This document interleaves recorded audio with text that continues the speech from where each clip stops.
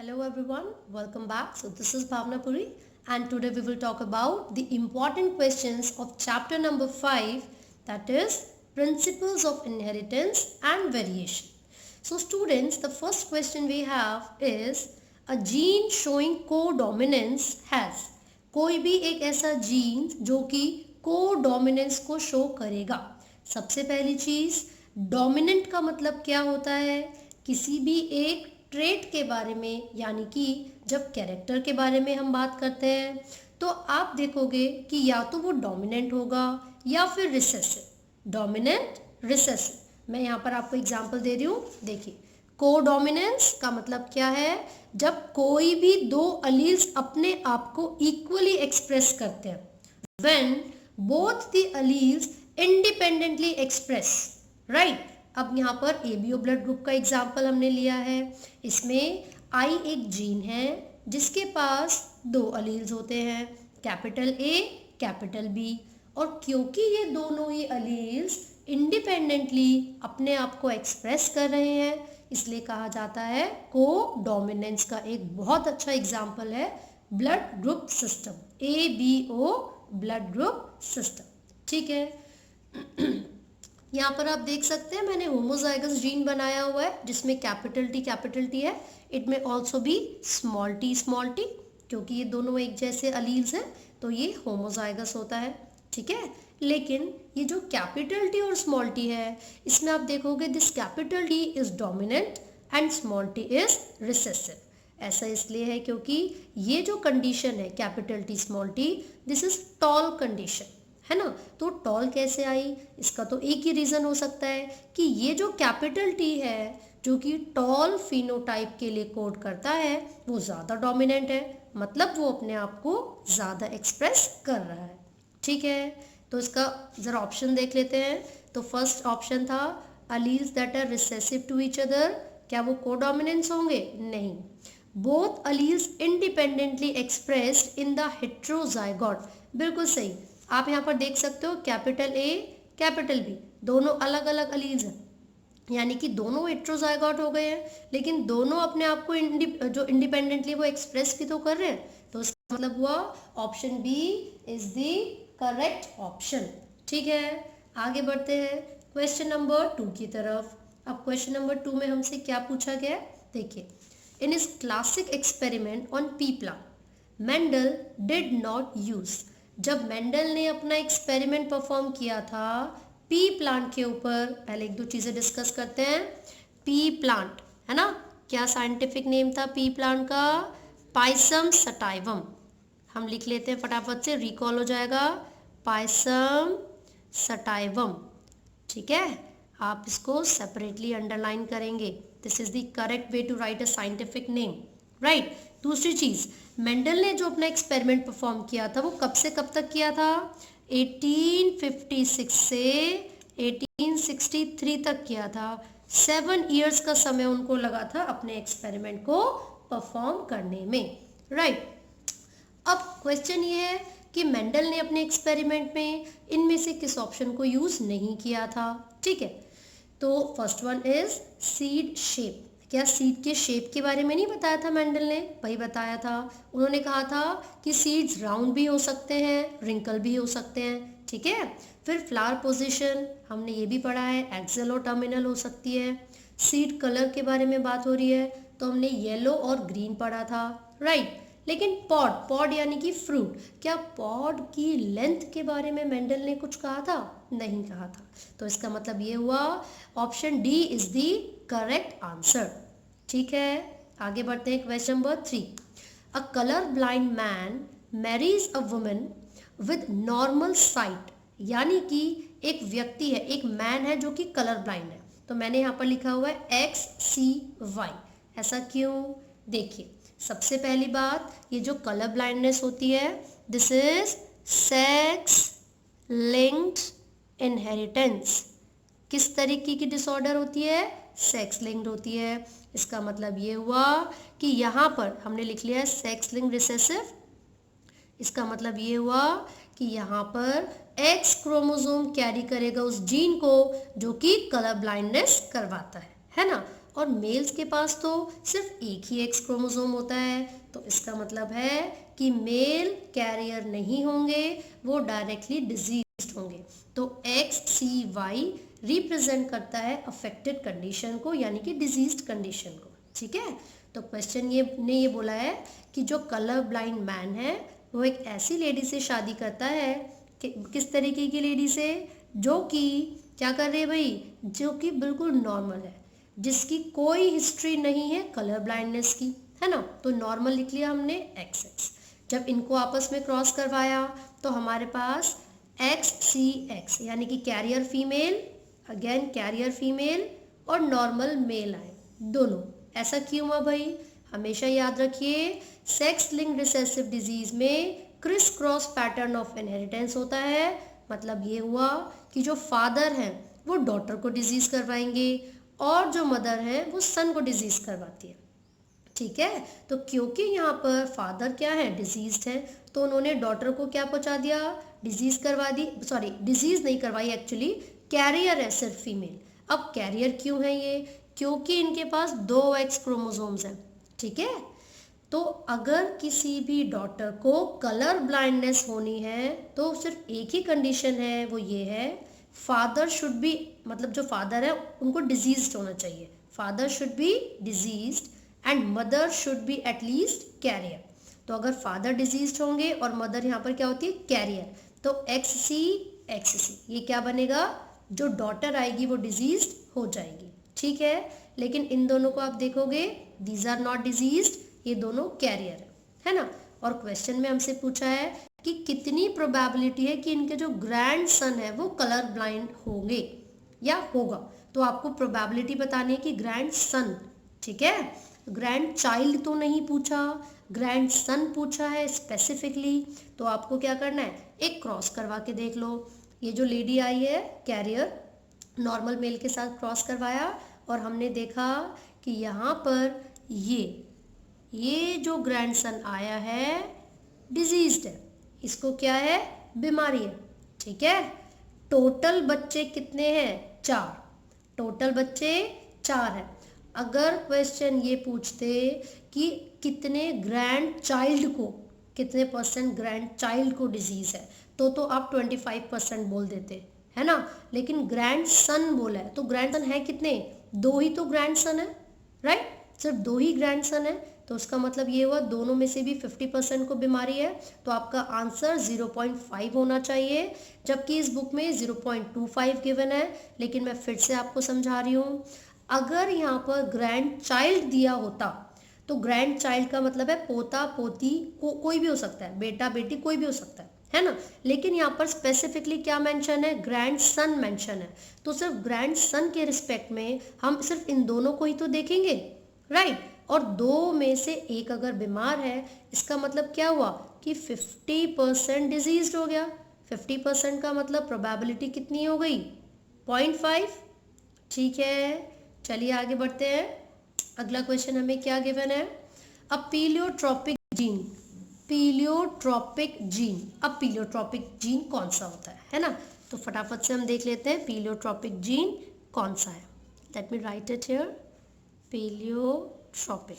यहाँ पर जो पूरा क्वेश्चन पूछा गया है सिर्फ डिफाइन है, एक तरीके से सिर्फ उसकी डिफाइन है ना। देखिए, जो इनहेरिटेंस है, पैटर्न ऑफ इनहेरिटेंस, वो पॉलीजेनिक भी हो सकती है, पीलियोट्रॉपिक भी हो सकती है। पीलियोट्रॉपिक का मतलब है सिंगल जीन, एक सिंगल जीन बहुत सारे कैरेक्टर को कंट्रोल करता है या अफेक्ट करता है। Single gene affecting many morphological characters. जब भी एक सिंगल जीन बहुत सारे कैरेक्टर्स को कंट्रोल करेगा तो उसको हम पीलियोट्रॉपिक जीन बोलेंगे। ऑप्शंस एक बार पढ़ लेते हैं। Controls a trait only in combination with another gene, क्या ऐसा होता है पीलियोट्रॉपी में। दूसरा, controls multiple traits in an individual, बिल्कुल सही बात है, यही तो हमने पढ़ा। मल्टीपल ट्रेट्स मतलब बहुत सारे ट्रेट्स कैरेक्टर्स को कंट्रोल करेगा। इसका एक एग्जाम्पल आप ले सकते हो, PKU, फिनाइल कीटोनूरिया। ठीक है, आगे बढ़ते हैं। देखिए, अगला क्वेश्चन क्या है, एक आपको ह्यूमन पेडिग्री गिवन है। आपको क्या गिवन है, एक ह्यूमन पेडिग्री गिवन है। इस चार्ट को आपको ऑब्जर्व करना है और फिर ये बताना है कि कौन सा ऑप्शन करेक्ट है ना। आगे बढ़ते हैं, फिर जरा देख लेते हैं चार्ट। ये सिंबल फीमेल का होगा और ये सिंबल मेल का, ठीक है। अगर वो शेडेड है इस तरीके से, इसका मतलब है वो डिजीज्ड है, और अगर शेडेड नहीं है तो उसका मतलब है या तो वो नॉर्मल होंगे या फिर वो कैरियर होंगे, राइट। अब इस पेडिग्री चार्ट को देखकर हमें ये बताना है कि जो चार्ट गिवन है वो ऑटोसोमल होगा या फिर सेक्स लिंक्ड, रिसेसिव होगा या फिर डोमिनेंट, ठीक है। तो जब हम इस चार्ट को देखेंगे तो हम ये पता लगा सकते हैं कि किस तरीके की डिसऑर्डर है। तो यहाँ पर मेल अफेक्टेड था, उन्होंने डॉटर और सन दोनों को बीमारी करवाई है। तो इसका मतलब है, हो सकता है कि ये जो फीमेल यहाँ पर प्रेजेंट है वो कैरियर हो, है ना। तो यहाँ पर अगर हम बात कर रहे हैं, जब सिर्फ डिजीज के बारे में बात की जा रही है, तो आप देखोगे यहाँ पर फादर और मदर दोनों में से कोई भी डिजीज नहीं है, लेकिन ये बीमारी किसको रिप्रेजेंट हो रही है, सन को, बेटे को बीमारी हो गई है।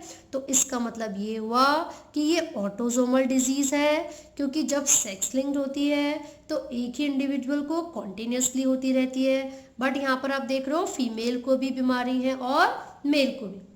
तो पहली चीज हमें पता चली कि ये ऑटोसोमल है। सेकेंड थिंग, क्योंकि यहाँ पर दोनों में से कोई भी पेरेंट डिजीज्ड नहीं है और ये बीमारी सन को हो गई है, इसका मतलब ये हुआ कि ये रिसेसिव डिसऑर्डर है।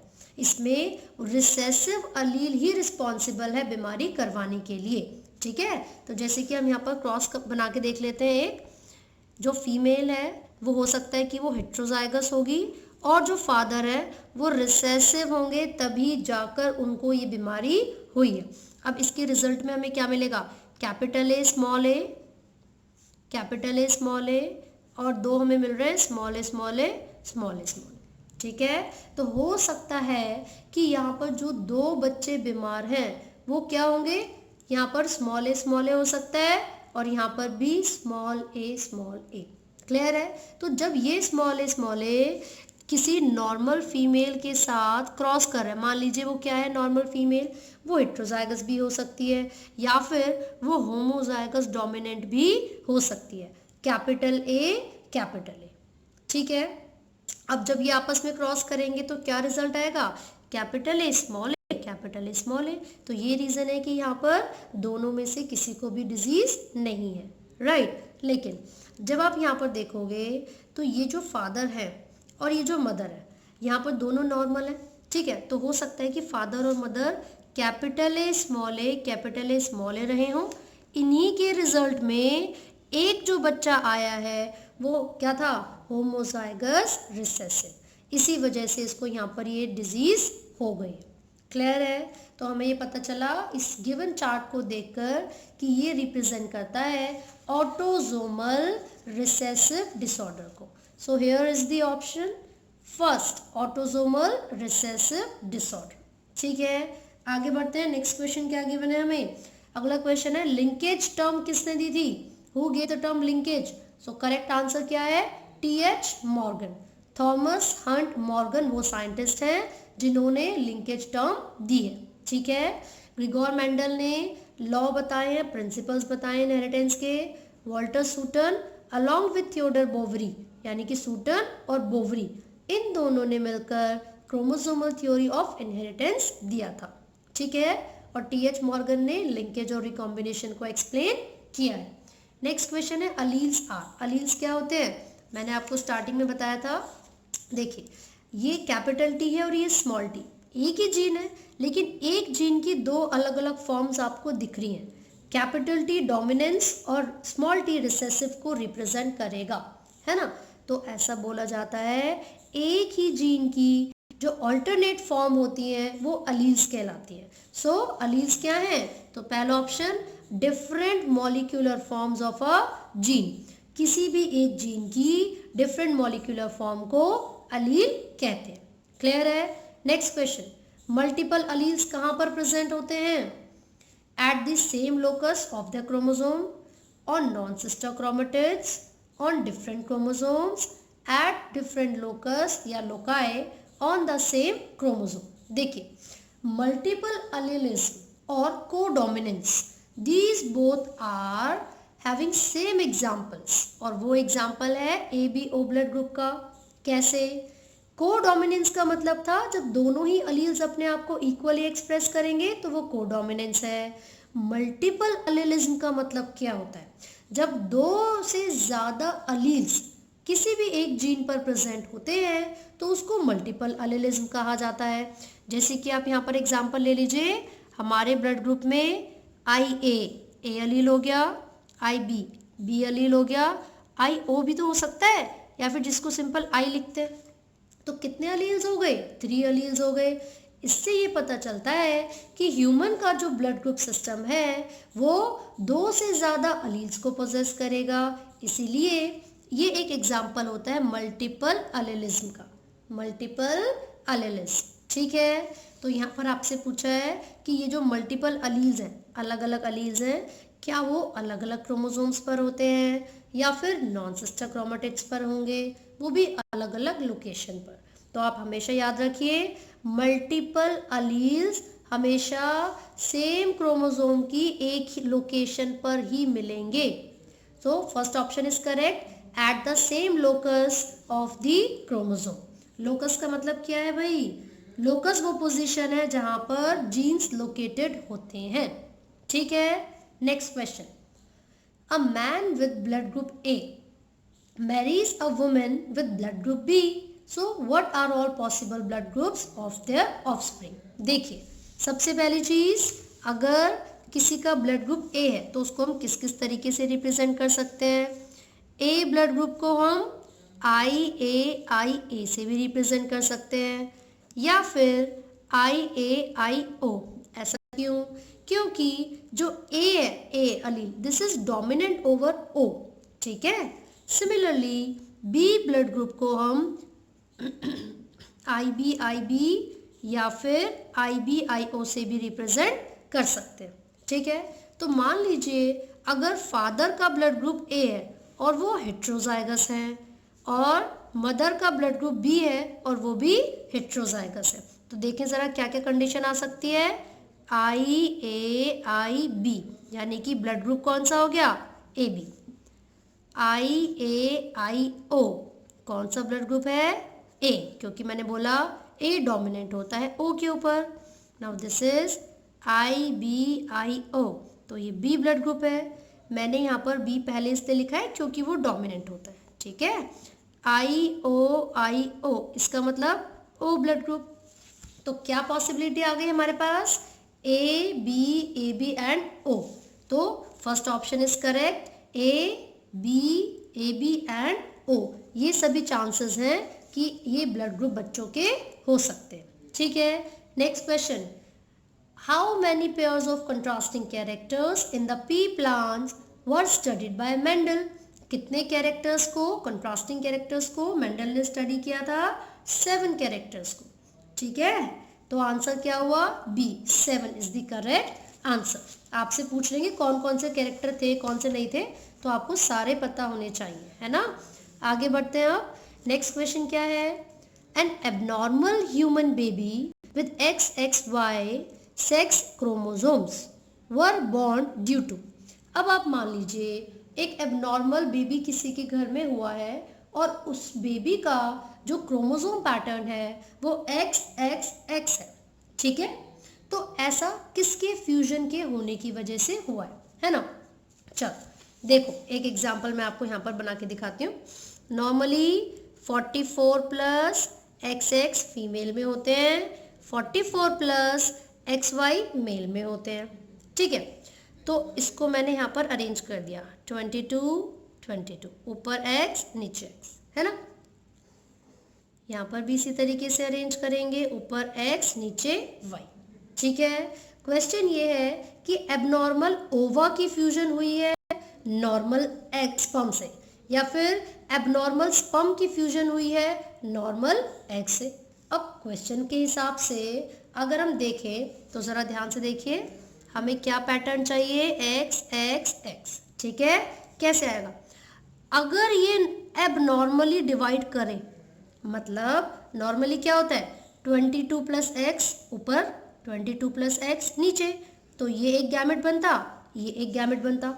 लेकिन यहाँ पर अगर गलती से ओवम के अंदर जो डिवीजन होनी चाहिए थी वो नॉर्मल अगर ना हो, उसकी जगह पर ये दोनों एक्स क्रोमोसोम एक साथ एक गैमेट में चले जाएं, तो ये एबनॉर्मल एग बनेगा।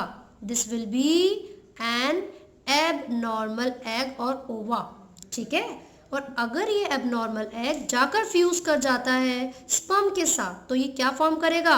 X x x. तो इसका मतलब ये हुआ कि जब एबनॉर्मल एग यानी कि ओवा फ्यूज करता है नॉर्मल स्पर्म के साथ, तो ये इस कंडीशन को प्रोड्यूस करेगा, है ना। देखिए, fusion of 2 ova and 1 sperm, नहीं। Fusion of 2 sperm and 1 ovum, no. Formation of abnormal sperms in father, no. Formation of abnormal ova in mother, right. So this is the correct answer. ठीक है, आगे बढ़ते हैं next question की तरफ। अगला question क्या है? Fruit colour in squash is an example of. देखिए, अब इस क्वेश्चन के आते ही मैं एक और टर्म आपको समझा देती हूँ, विच इज एपिस्टेसिस। एपिस्टेसिस इसका मतलब होता है व्हेनेवर अ जीन, जब भी कोई जीन किसी दूसरे जीन की एक्टिविटी को मास्क कर लेता है, ठीक है, या फिर जब भी कोई एक अलील दूसरे अलील की एक्टिविटी को अफेक्ट कर देगा, मास्क कर लेगा, चाहे वो डोमिनेंट हो या फिर वो रिसेसिव हो, तो इस तरीके के इंटरैक्शन को एपिस्टेसिस कहा जाता है। ये डोमिनेंट भी हो सकता है, ये रिसेसिव भी हो सकता है, रिसेसिव, ठीक है। साथ साथ ये कॉम्प्लीमेंट्री भी होगा, डबल रिसेसिव होगा। तो काफ़ी अलग अलग तरीके के जो एपिस्टेसिस है वो आप स्टडी करोगे। इनके जो रेशियो है वो आपको याद करने हैं। जैसे कि मेंडल ने क्या बोला था, नॉर्मल जो फिनोटिपिक रेशियो होता है 9:3:1 होता है, ये मेंडल ने कहा था। लेकिन ये तो पी प्लांट के अंदर ऑब्जर्व किया गया था। बाकी बहुत सारे ऐसे प्लांट्स हैं जिनके अंदर ये जो रेशियो है वो डेविएट कर जाता है, ये रेशियो नहीं मिलता। ठीक है, तो क्या क्या रेशियो मिल सकते हैं? टोटल तो 16 आना चाहिए, तो वो हो सकता है 12:4, 15:1, उसके अलावा आप ले सकते हो 9:7।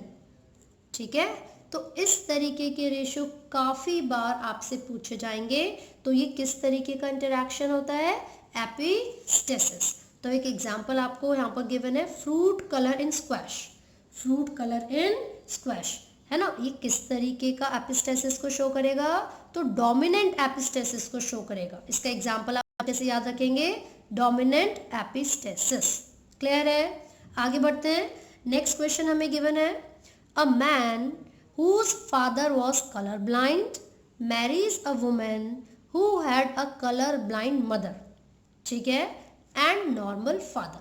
इसका मतलब ये हुआ, एक व्यक्ति है, एक मैन है जो कि एक वुमेन से शादी कर रहा है ना। लिखा हुआ है a man whose father was colour blind. इनके जो पिताजी थे वो कलर ब्लाइंड थे। तो क्या फादर कभी भी सन को बीमारी करवाता है? नहीं करवाता।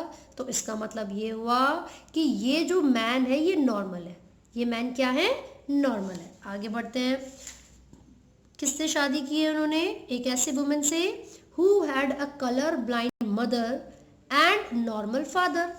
तो इनके फादर तो नॉर्मल थे लेकिन इनकी मदर कलर ब्लाइंड थी। तो जरा एग्जाम्पल देख लेते हैं। कलर ब्लाइंड मदर है, नॉर्मल फादर, तो क्या हो सकता है? क्या कंडीशन आई होगी? कंडीशन कुछ इस तरीके से आई होगी, या तो ये नॉर्मल होगी या तो ये कैरियर होगी। भाई ये जो लेडी है या तो ये कैरियर हो सकती है या फिर ये नॉर्मल हो सकती है। तो हम हमेशा पॉसिबल सिचुएशंस लेकर चलते हैं। मान लीजिए कि ये लेडी कैरियर है, ठीक है, हम हमेशा अच्छी जो भी पॉसिबिलिटी मैक्सिमम हो सकती है उसके बारे में बात करेंगे। तो हमने देख लिया कि ये जो लेडी है वो क्या है? कैरियर। अब क्वेश्चन क्या है? What percentage of male children of this couple will be color blind? अब मेल चिल्ड्रन पूछा है, चलो फटाफट क्रॉस बना लेते हैं। XC X, X X, XC Y, X Y. ये तो बेटी है, ये भी बेटी है, ये मेल, ये भी मेल। अब पूछा है मेल चिल्ड्रन का कितने % बीमार है, तो भैया मेल तो 2 ही हैं, 2 में से भी एक बीमार हो गया, यानी कि 100% का आधा बीमार हो चुका है। इसका मतलब है 50% of male are affected. So option C is correct, which means 50% of male children, है ना, क्या है, अफेक्टेड है या फिर डिजीज। क्लियर है। अगला क्वेश्चन देखते हैं। नेक्स्ट क्वेश्चन है a human female with Turner syndrome. भाई देखो टर्नर सिंड्रोम में क्या होगा, आपने ये देखा था अभी जिसमें XXX कंडीशन आई थी, ये एबनॉर्मल ओवम था जिसमें दोनों ही एक्स क्रोमोसोम एक ही ओवम में चले गए। तो बेटा नीचे क्या बचा है फिर, तो नीचे तो 22+0 बचा है, क्योंकि दोनों एक्स तो ऊपर वाले में चले गए, नीचे तो कोई एक्स क्रोमोसोम है ही नहीं, है ना। अगर ये XX वाला जो गैमेट था वो जाकर फ्यूज ना करे, उसके जगह पर ये 0 वाला गैमेट फ्यूज कर जाए X के साथ, 22+X के साथ, तो क्या कंडीशन आएगी, 44+XO। XO मतलब 0, एक ही X है बस, तो 44 ऑटोसोम्स हो गए, एक सेक्स क्रोमोसोम, टोटल क्रोमोसोम कितने हुए, 45। तो भाई this condition is called Turners syndrome. तो जो फर्स्ट ऑप्शन है वो बिल्कुल सही है, she has 45 chromosomes with XO। कैसे क्रोमोसोम्स होंगे, 45, और वो भी XO के साथ। ठीक है, आगे बढ़ते हैं हम। अगला क्वेश्चन हमसे क्या पूछा है, select the incorrect statement with regard to haemophilia. मतलब हीमोफीलिया के रिस्पेक्ट में कौन सी इनकरेक्ट है। पहली चीज, it is a dominant disease. क्या हीमोफीलिया डोमिनेंट डिजीज होती है, पहला ही ऑप्शन गलत है भाई, because haemophilia is a sex linked recessive disease. कैसी बीमारी होती है, सेक्स लिंक्ड रिसेसिव। किसकी बात कर रहे हैं हम, हेमोफीलिया। ठीक है, तो हेमोफीलिया क्या है, सेक्स लिंक्ड रिसेसिव डिजीज है। आगे बढ़ते हैं। Which of the following cannot be detected in a developing fetus by amniocentesis? इनमें से कौन सी कंडीशन को हम एमनियोसेंटेसिस का यूज करके डिटेक्ट नहीं कर सकते। सबसे पहली चीज मैं आपको रिकॉल करवा देती हूँ, एमनियोसेंटेसिस एक सेक्स डिटर्मिनेशन टेस्ट होता है जो कि बर्थ से पहले ही बच्चे के सेक्स को डिटरमाइन कर देता है। किस बेसिस पर, एमनियोटिक फ्लूइड पर।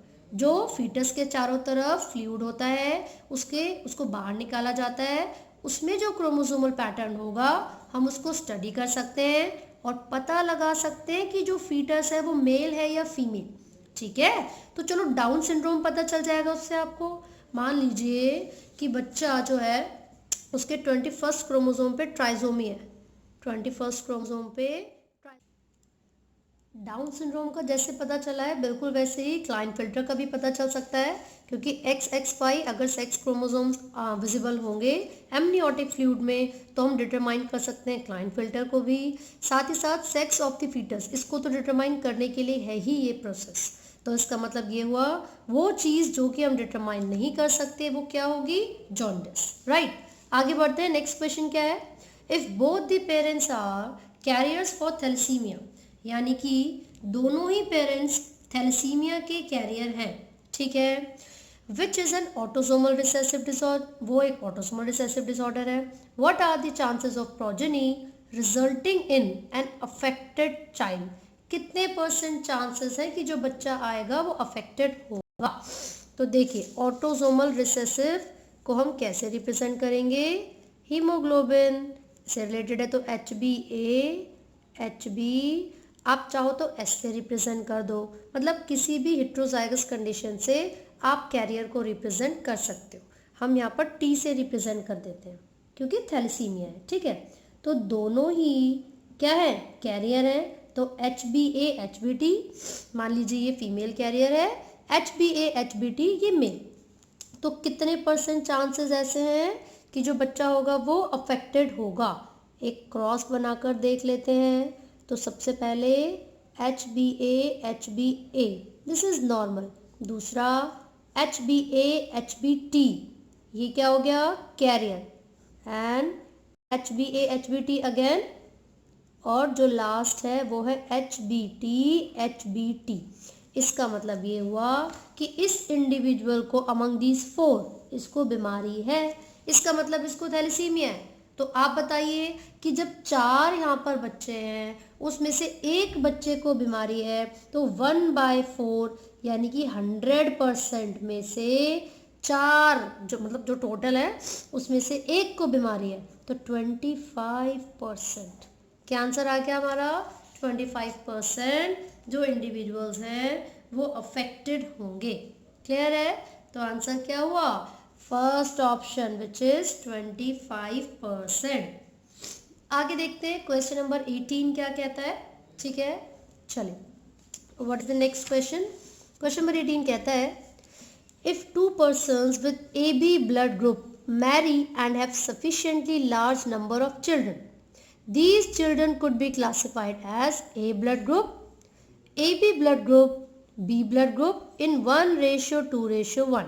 ठीक है. Modern technique of protein electrophoresis reveals presence of both A and B type proteins in AB blood group individuals. This is an example of. देखिए ये पूरा जो क्वेश्चन है सिर्फ लैंग्वेज घुमाई है और कुछ भी नहीं. डायरेक्टली क्वेश्चन आपसे ये पूछा जा रहा है जो A B type of blood group आपको मिलता है इंडिविजुअल्स में वो किस चीज़ को रिप्रेजेंट करेगा? Partial dominance, complete dominance, co dominance या इनकम्प्लीट डोमिनेंस. तो भाई पहला ही क्वेश्चन हमने डिस्कस किया था A B O blood grouping system में ए बी किसको रिप्रेजेंट करता है? को डोमिनेंस को.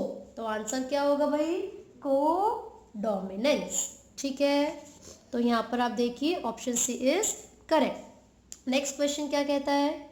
विच idea is depicted by a cross in which idea is depicted by a cross in which F1 generation resembles both the parents. तो question में दोनों ही पेरेंट्स को रिप्रेजेंट किया जा रहा है ना. तो देखो जरा एक सिंपल सा एग्जांपल ले रहे हैं. मान लीजिए ये कैपिटल टी है, ये स्मॉल टी है. तो जो रिजल्ट आएगा वो क्या आएगा? 100% कैपिटल टी स्मॉल टी. तो ये किसको रिप्रेजेंट करेगा? टॉल को. यानी कि एक ही पेरेंट को रिप्रेजेंट कर रहा है बिकॉज ये तो ड्वार्फ था. ठीक है, अब यहाँ पर बोला जा रहा है कि दोनों ही पेरेंट्स को रिप्रेजेंट किया जा रहा है. तो ये तो इसी कंडीशन में पॉसिबल होगा, है ना. मान लीजिए फादर का ब्लड ग्रुप ए था, मदर का ब्लड ग्रुप बी, और जो बच्चा आया है उसका ब्लड ग्रुप ए बी है. तो व्हाट डज इट रिप्रेजेंट? को डोमिनेंस. तो हमारा आंसर क्या होगा? को dominance.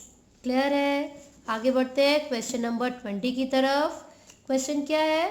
Which one is the incorrect statement with regard to the importance of pedigree analysis. ठीक है, चारों ऑप्शंस पढ़ने हैं और बताना है कौन सी गलत है. देखिए फर्स्ट क्या कहती है? It confirms that DNA is the carrier of genetic information. क्या आपको ये जो पेडिग्री चार्ट है, पेडिग्री एनालिसिस है, उसको ऑब्जर्व करके ये पता चलता है कि डीएनए कैरी करता है जेनेटिक इन्फॉर्मेशन को? नहीं तो इसका मतलब है ये गलत हो गया. फिर भी हम बाकी एक जो ऑप्शन है एक बार पढ़ लेते हैं, है ना. तो सेकंड ऑप्शन क्या है? It helps to understand whether the trait in question is dominant और रिसेसिव. बिल्कुल सही, ये तो हम पता लगाते ही हैं उससे डोमिनेंट है या रिसेसिव है. Next, it confirms that the trait is linked to one of the autosome. जी बिल्कुल, सेक्स लिंक्ड होगा या ऑटोसोमल, ये भी पता लगाते हैं हम. अगला क्या है? It helps to trace the inheritance of specific trait.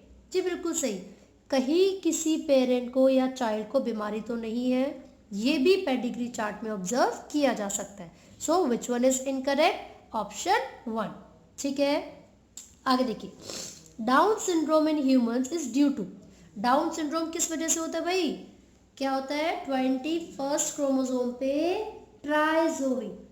21st chromosome पे ट्राइजोमी होने की वजह से डाउन सिंड्रोम होगा. और क्योंकि 21st क्रोमोसोम पे ट्राइसोमी होती है इसीलिए ये ऑटोसोमल है। ठीक है, आगे बढ़ते हैं। A normal vision man whose father was colour blind. भैया नॉर्मल विजन है आदमी का, उनके पिताजी को कलर ब्लाइंडनेस थी, लेकिन क्या बेटे को फादर से डिजीज होगी जो कि सेक्स लिंक्ड है? नहीं होगी। तो बिल्कुल ठीक बात है, नॉर्मल विजन है। उनकी शादी होती है, he marries a woman whose father was also colour blind. अब यहाँ पर ट्विस्ट आ गया भाई, लड़के के पिताजी को अगर कलर ब्लाइंडनेस थी तो कोई दिक्कत नहीं है, बट अगर लड़की के फादर को कलर ब्लाइंडनेस थी तो इसका मतलब ये हुआ कि जो डॉटर आई है शी मस्ट बी कैरियर। क्या होगी वो? कैरियर होगी। ठीक है, तो अब देखते ज़रा क्वेश्चन में क्या पूछा है। तो they have their first child as a daughter. जो पहला बच्चा उनका आया है वो डॉटर है। What are the chances that this child would be colour blind? तो कितने चांसेस हैं कि जो पहला डॉटर उनकी आई है वो क्या होगी? कलर ब्लाइंड होगी। भाई कितने चांसेस हैं? क्या मदर करवा सकती है कोई सेक्स लिंक डिजीज अपनी बेटी को? देखिए, पिताजी बिल्कुल नॉर्मल है, दोनों को क्रॉस करवाया, ये क्या हो गई? कैरियर। ये क्या हो गया बेटा? डिजीज्ड। Normal normal. क्या किसी भी डॉटर को डिजीज है? नहीं है। देखो, कैरियर को डिजीज नहीं मानते, कैरियर को डिजीज नहीं मानते, तो यहाँ पर आंसर होगा 0%। ठीक है, ऑप्शन बी इज करेक्ट। आगे बढ़ते हैं, question number 23। F2 generation in Mendelian cross shows that both genotypic and phenotypic ratio are same, 1:2:1। ठीक है, तो ये किस तरीके का जो क्रॉस है वो रिप्रेजेंट करती है?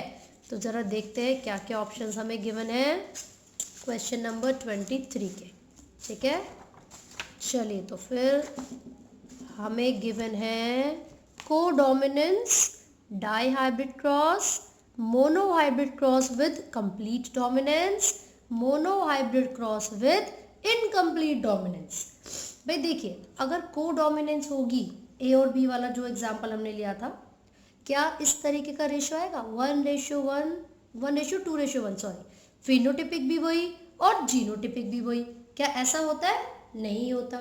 ठीक है, क्या डाई हाइब्रिड क्रॉस में ऐसा होता है? भाई सोचो, जब मेंडल ने डाई हाइब्रिड क्रॉस किया था तो उसमें तो 9:3:3:1 था। ठीक है, क्या मोनो हाइब्रिड में जो कंप्लीट डोमिनेंस थी, जैसे कि मटर में, क्या उसके अंदर ऐसे रेशियो आया था? नहीं। क्या था उसमें? जीनोटिपिक तो 1:2:1 था, लेकिन जो फिनोटिपिक था वो तो 3:1 था। तो इसका मतलब ये हुआ the correct answer is incomplete dominance. Incomplete dominance. भैया कोडोमिनेंस तो पढ़ लिया, मल्टीपल एलेलिज्म भी पढ़ लिया, अब ये इनकम्प्लीट डोमिनेंस क्या है? इसका मतलब होता है जब दोनों में से कोई भी पेरेंट अपने कैरेक्टर्स को कंप्लीटली एक्सप्रेस नहीं कर सकते। ठीक है, this is incomplete dominance, right. इसका जो एग्जाम्पल आपके एग्जाम एनसीईआरटी में गिवन है वो स्नैपड्रैगन का गिवन है, स्नैपड्रैगन। ठीक है, तो उसमें क्या था कि जब वाइट और रेड फ्लावर्स, जो रेड फ्लावर्स थे वो वाइट फ्लावर्स के साथ क्रॉस करते हैं तो पहली जनरेशन में 100% पिंक आ जाता है, 100% पिंक। क्या ये दोनों में से किसी भी पेरेंट को रिप्रेजेंट कर रहा है? नहीं, इसीलिए इसको कहा जाता है इनकम्प्लीट डोमिनेंस।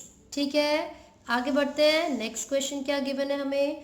Question number 24। देखिए, आपको एक पैटर्न दिया हुआ है पाई चार्ट के अंदर, लिखा हुआ है कि जो मदर है वो सन को डिजीज करवाएगी, जो फादर है वो डॉटर को डिजीज करवाते हैं। ये तो मैंने आपको पहले ही बताया था कि जितनी भी सेक्स लिंक डिसऑर्डर्स होती हैं उनके अंदर क्रिस क्रॉस पैटर्न ऑब्जर्व किया जाता है, जिसका मतलब ये है जो मदर होंगी वो सन को डिजीज करवाएंगी और जो फादर है वो डॉटर को।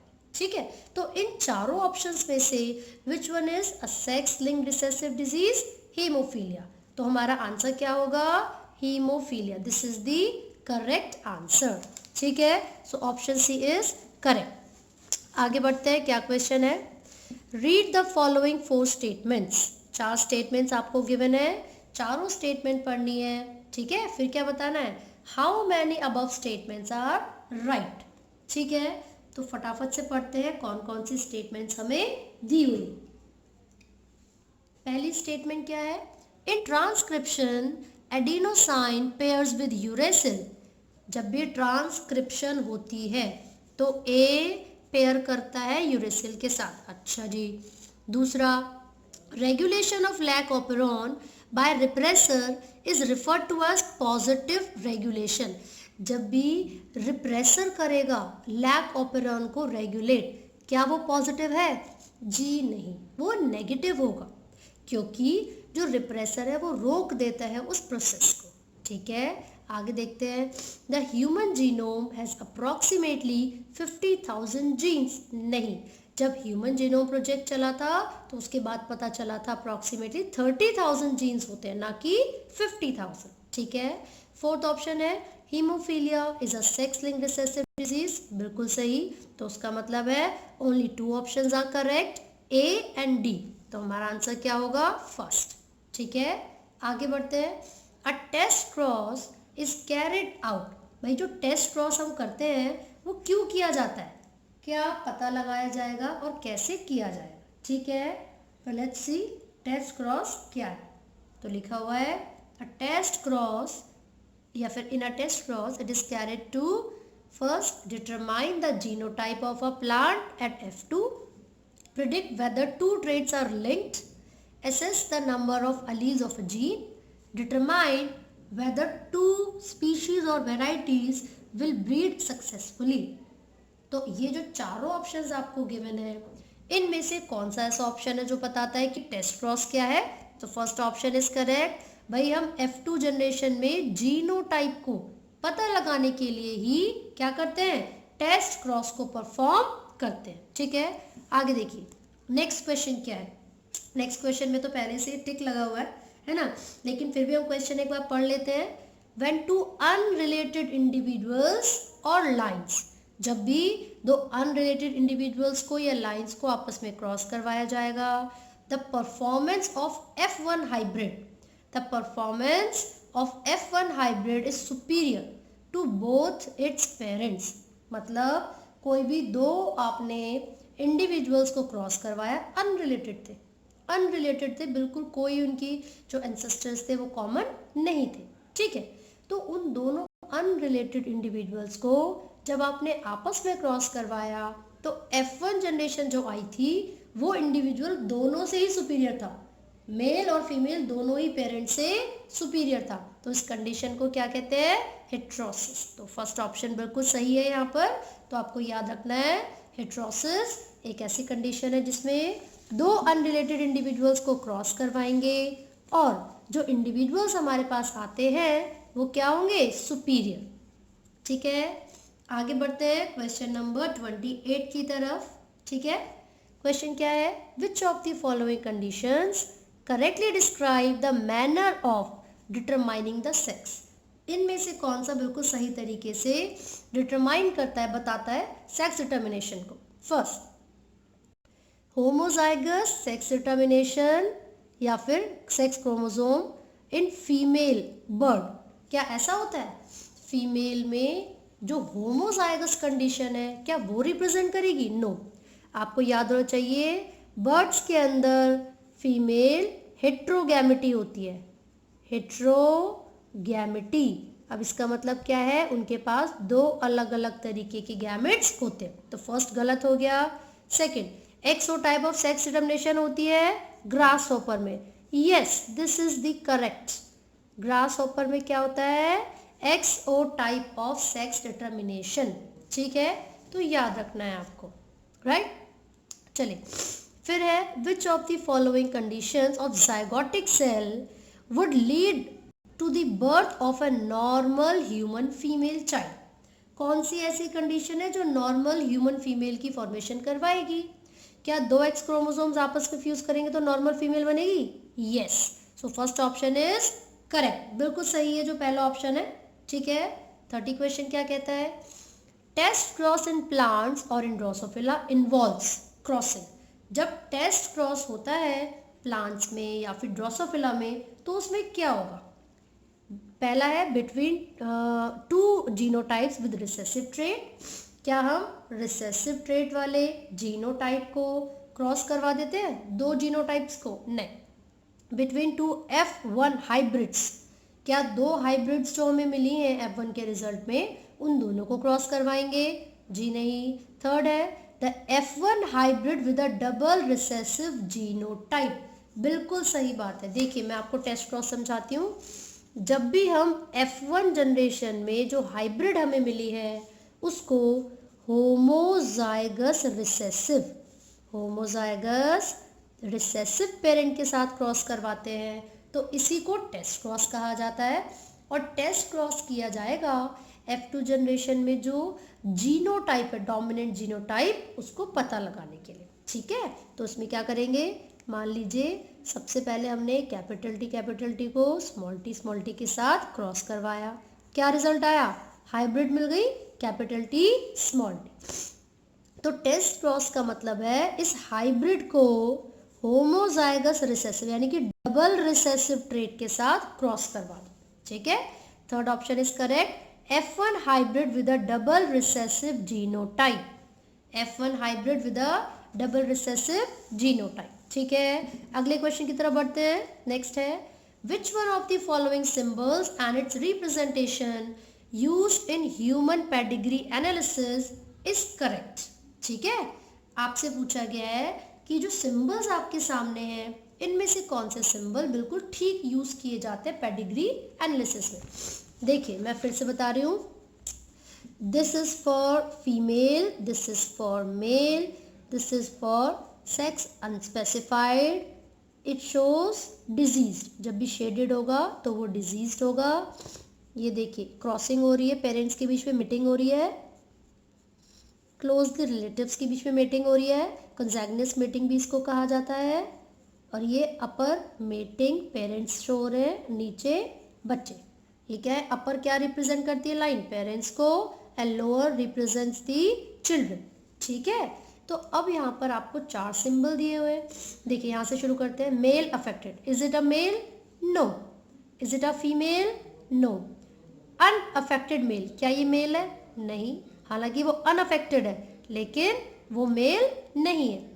यहाँ पर देखिए mating between relatives, yes this is the symbol. हमने इसी तरीके से बनाया था, दो लाइंस डाली थी मेल और फीमेल के बीच में। सो this is the correct option.